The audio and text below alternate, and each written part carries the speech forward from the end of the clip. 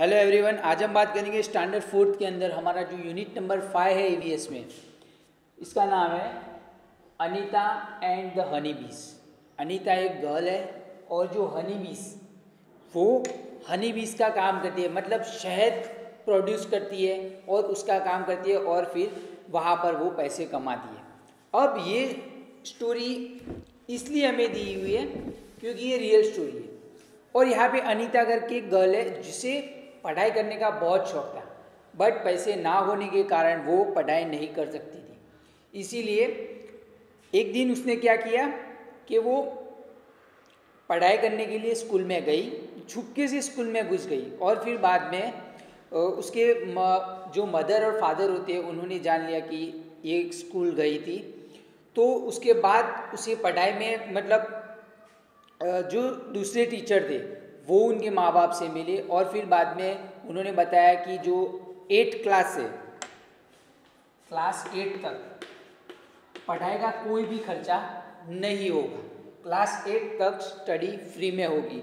तो उनके जो माँ बाप थे, अनीता के माँ बाप थे, उन्होंने वहाँ पर उनको अनीता को पढ़ाई करने के लिए भेजा। फिर उसके बाद जो 8 क्लास के बाद जो पढ़ाई का खर्च होता था वो उसे करना पड़ेगा, इसलिए उसके माँ बाप ने उसको मना कर दिया कि अब पढ़ाई नहीं करनी। फिर भी उसने कुछ सोचा और फिर क्या काम किया, उसने छोटे बच्चों को ट्यूशन देना शुरू किया और फिर बाद में जो हनी बी का भी वो काम करती थी वो भी काम करने लगी और अपने पढ़ाई का जो खर्च था वो उठाने लगी।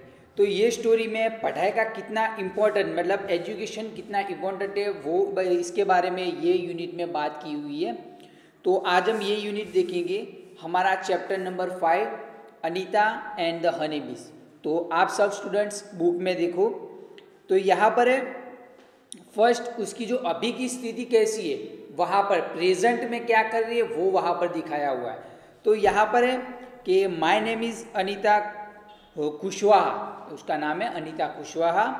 आई live in Bochaha village, Bochaha village जो बोछाहा गांव है वहाँ पर रहती है।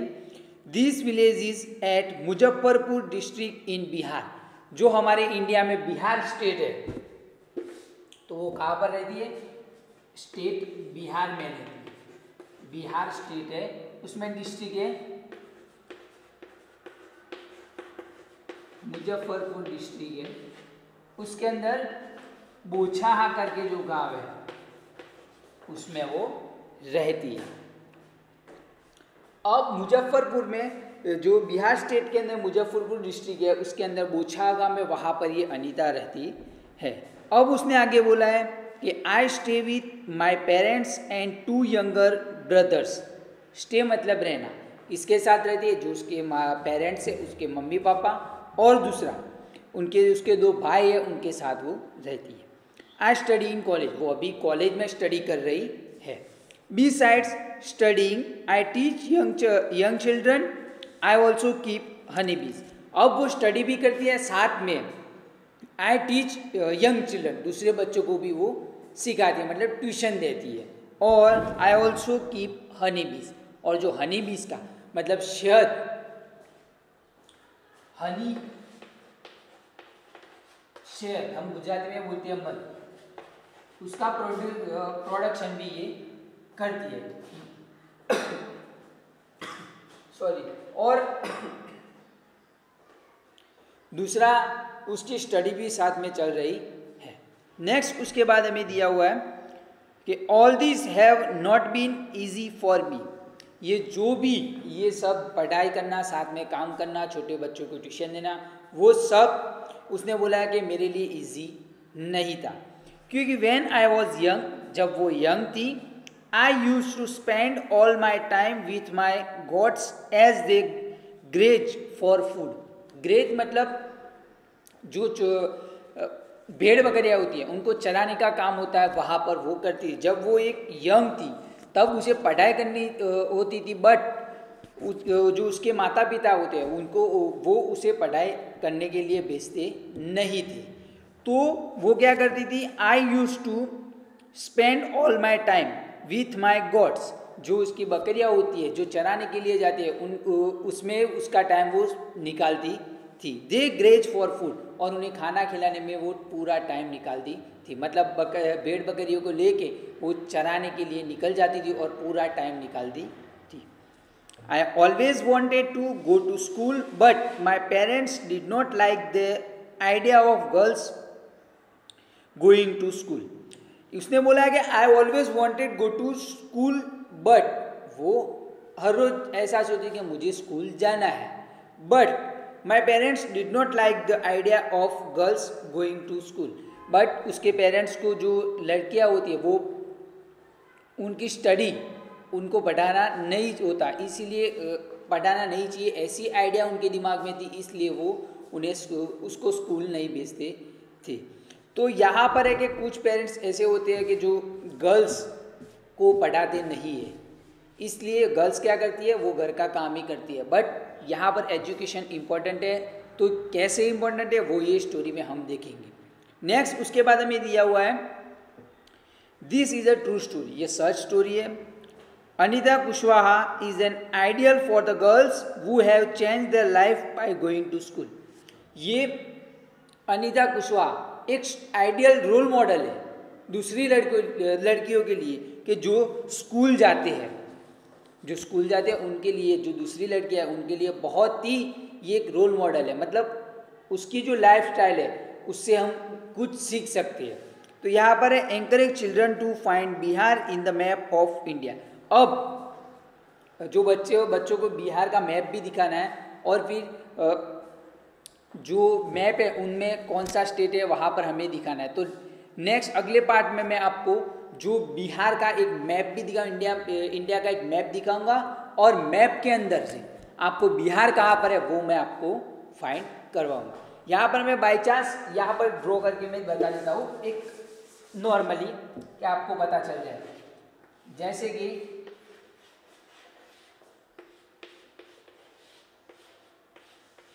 इंडिया का कुछ मैप ऐसा है।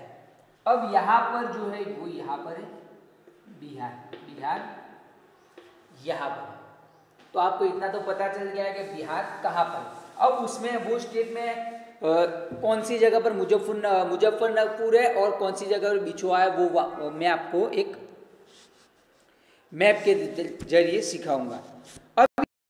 अब ये अनीता करके जो गर्ल है उसकी स्टोरी क्या है, तो यहाँ पर है अ ड्रीम ऑफ स्कूल, उसका स्कूल का सपना कैसे साकार हुआ वो story.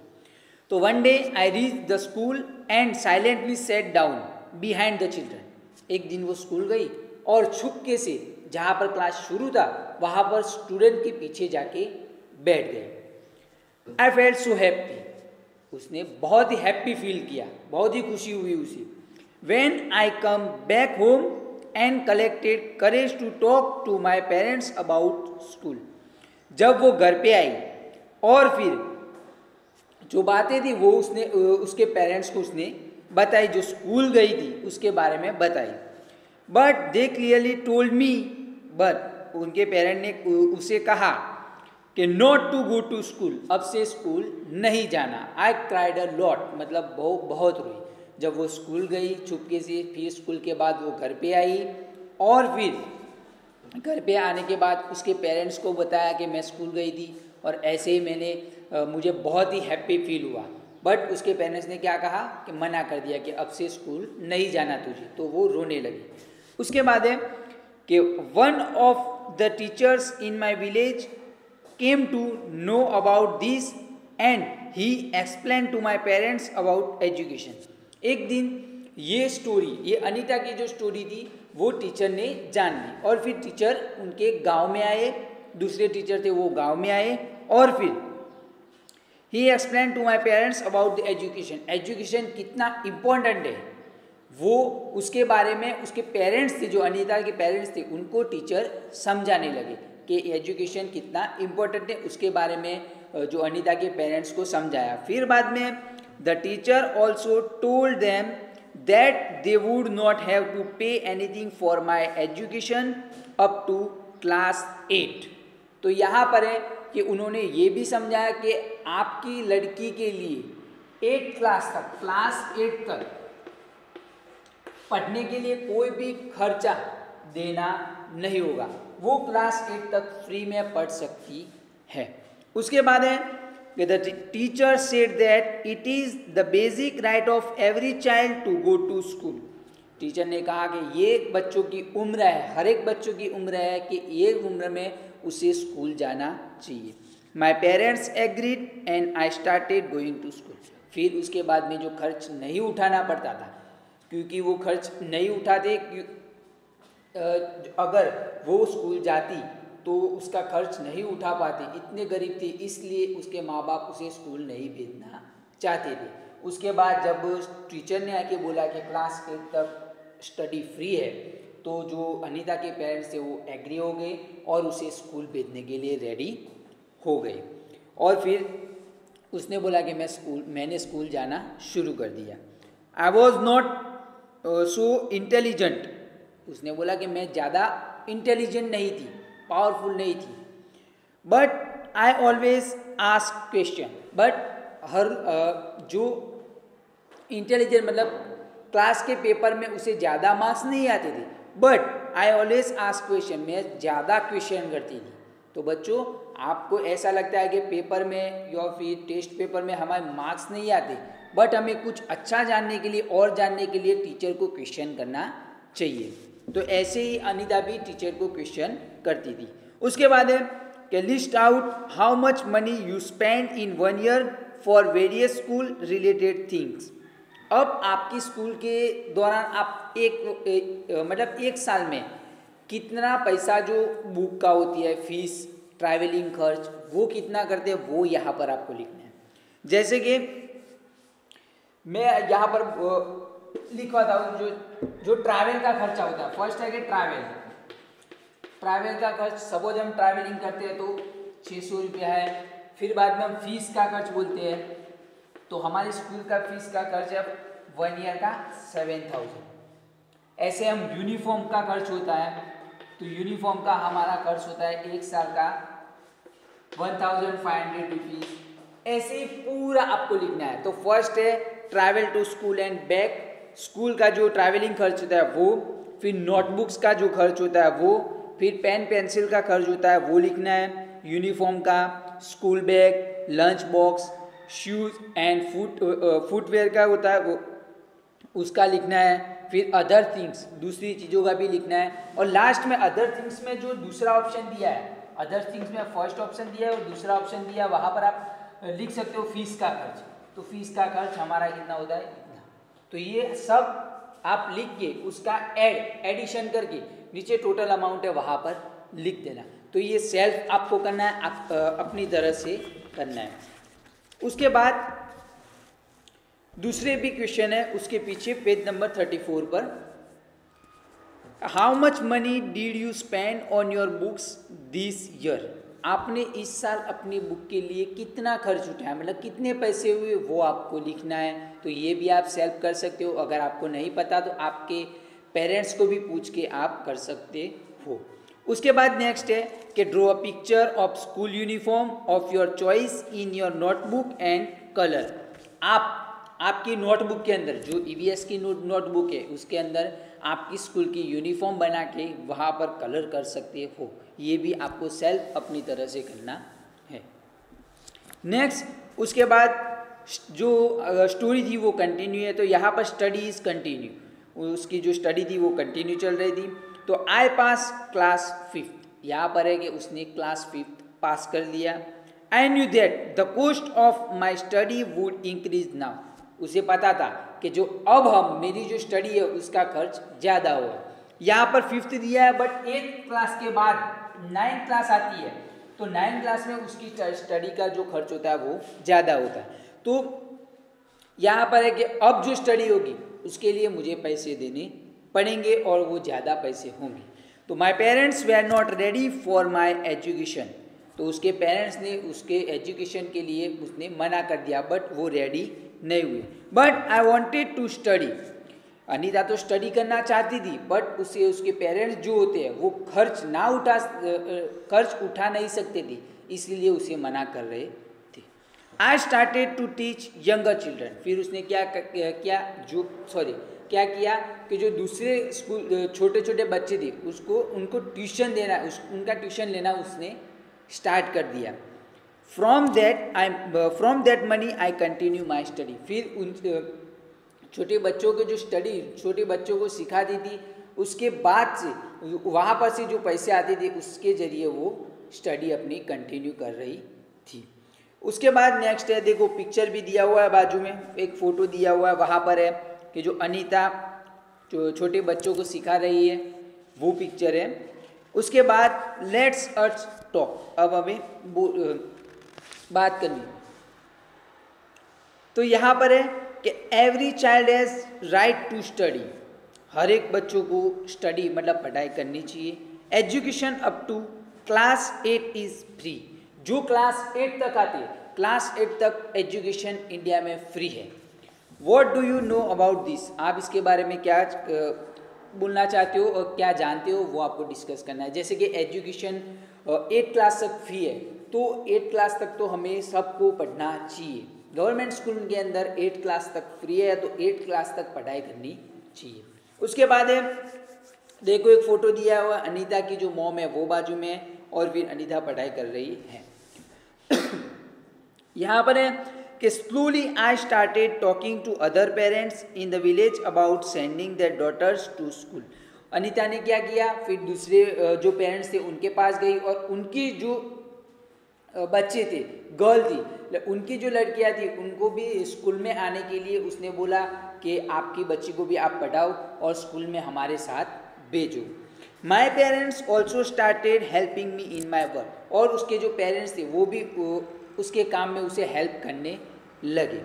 My mother use to do all the household works so that I could get more time to study. उसकी मम्मी जो थी वो घर का पूरा काम कर देते थे, क्योंकि वो घर का पूरा काम कर देंगे तो अनीता को पढ़ाई करने में बहुत टाइम मिलेगा, इसीलिए वो जल्दी से घर का काम पूरा कर देते थे।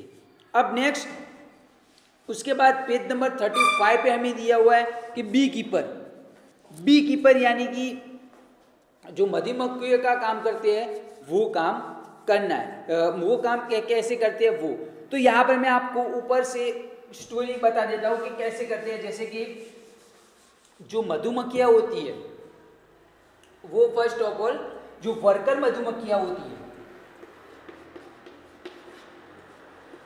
जो शहद का जो छत्ता यूज करते हैं ना, वो उसके अंदर जो मधुमक्खियाँ होती है वो बाहर जाती है और जो फूल जो फ्लावर होते हैं उसके ऊपर से जो एक रस निकलता है वो लेके फिर मध बनाती है। ये वर्कर जो होती है वो मध बनाती है। तो ऐसे ही ये काम अनीता ने कैसे स्टार्ट किया वो हम नेक्स्ट वीडियो में उसकी जो स्टोरी है उसकी बात करेंगे।